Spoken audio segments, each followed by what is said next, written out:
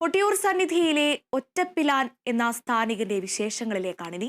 കൊട്ടിയൂർ ക്ഷേത്രത്തിലെ ഊണൂരില്ലാത്ത തന്ത്രി എന്ന് അറിയപ്പെടുന്ന ഒറ്റപ്പിലാൻ എന്ന സ്ഥാനികനെ കുറിച്ച് അറിയാം.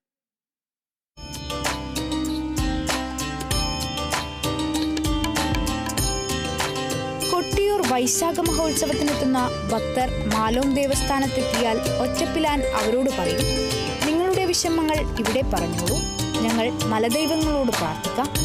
പ്രാർത്ഥനയ്ക്കൊപ്പം ഭക്തർ കൂടി ചേരുമ്പോഴാണ് ഒറ്റപ്പിലാൻ എന്ന സ്ഥാനികൻ പൂർണ്ണതയിലെത്തുന്നത്. കൊട്ടിയൂർ വൈശാഖ മഹോത്സവത്തിന്റെ ബ്രാഹ്മണ ചടങ്ങുകൾക്കൊപ്പം ഗോത്രചടങ്ങുകൾ കൂടി നടക്കുന്ന ക്ഷേത്രമാണിത്. ഒറ്റപ്പിലാന്റെ പൂർവികനായ കുറിച്യനാണ് കൊട്ടിയൂരിലെ സ്വയംഭൂ വിഗ്രഹം കണ്ടെത്തിയതെന്നാണ് വിശ്വാസം. കല്ലിന് വരച്ചപ്പം രക്തം വന്നു, തിരിച്ചു ചാഞ്ചിപ്പോൾ പാല് വന്നു. അപ്പം കാറിന് ഇവന് ഓടി വന്ന് കാറൻ പറഞ്ഞു. എന്നാൽ കാറനോട് പറഞ്ഞു, നീ എടുത്ത് കൊണ്ടുവരുമെന്ന് പറഞ്ഞു. എന്നാൽ പറഞ്ഞു, എടുക്കില്ല, അകലെന്ന് കാണിച്ചു തരുമെന്ന് പറഞ്ഞു. അങ്ങനെ കാറൻ അകലിൽ നിന്ന് കാണിച്ചു തന്നപ്പോൾ പിന്നെ നമ്മുടെ കാരണവർ ചെന്നിട്ട് നോക്കുമ്പോൾ പിന്നെ രക്തം ഒഴുകുന്നു, പാലൊഴുകുന്നു. ഉത്സവകാലങ്ങളിലൊഴികെ 11 മാസവും അക്കരെ കൊട്ടിയൂരിന്റെ ചുമതലക്കാരനും കാവൽക്കാരനും പരിപാലകനുമെല്ലാം ഒറ്റപ്പിലാനാണ്. വൈശാഖ മഹോത്സവം ആരംഭിക്കും മുൻപ് ഒറ്റപ്പിലാന് ദക്ഷിണ വെച്ച് മണിത്തറ ഏറ്റുവാങ്ങും. നീരെഴുന്നള്ളത്തിന് മുൻപ് ക്ഷേത്രസങ്കേതം കാണിച്ചു കൊടുക്കാൻ മുൻപേ നടക്കാനുള്ള അവകാശവും ഇദ്ദേഹത്തിനാണ്.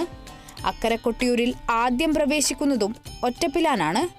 നീരെഴുന്നള്ളത്തിനും പ്രക്കൂഴത്തിനും ഒറ്റപ്പിലാന്റെ നേതൃത്വത്തിൽ സമുദായ സ്ഥാനികർ തണ്ണീർ കുടിച്ചടങ്ങ് നടത്തും. അക്കരെ കൊട്ടിയൂരിന് സമീപത്തെ മാലോം ദേവസ്ഥാനത്തിന് സമീപമാണ് ഒറ്റപ്പിലാന്റെ കയ്യാല. നീരെഴുന്നള്ളത്തിനു ശേഷം അക്കരെ ക്ഷേത്ര തിരുവഞ്ചിറയിലേക്ക് ബാവലിയിൽ നിന്നും വെള്ളം തിരിച്ചുവിടുന്നതും അക്കരെ കൊട്ടിയൂരിൽ അവകാശികൾക്ക് താമസിക്കാൻ പർണശാല കെട്ടിമേയുന്നതും തൃത്താലയിൽ അഭിഷേകത്തിന് മുന്നോടിയായി മുള കൊണ്ടുള്ള പാത്തി വയ്ക്കുന്നതും ഒറ്റപ്പിലാനാണ്. ഉത്സവം കഴിഞ്ഞു മടങ്ങുന്ന ആചാര്യന്മാർ ഒരു ചെമ്പ് നിവേദ്യം വേവിച്ചു വെക്കും. അവിടെ ഒറ്റപ്പിലാന്റെ നേതൃത്വത്തിൽ കർമ്മങ്ങൾ നടക്കും. പിന്നീട് ക്ഷേത്രഭൂമി ഒറ്റപ്പിലാന്റെ അധീനതയിലാകും. Kerala vision news, Kannur.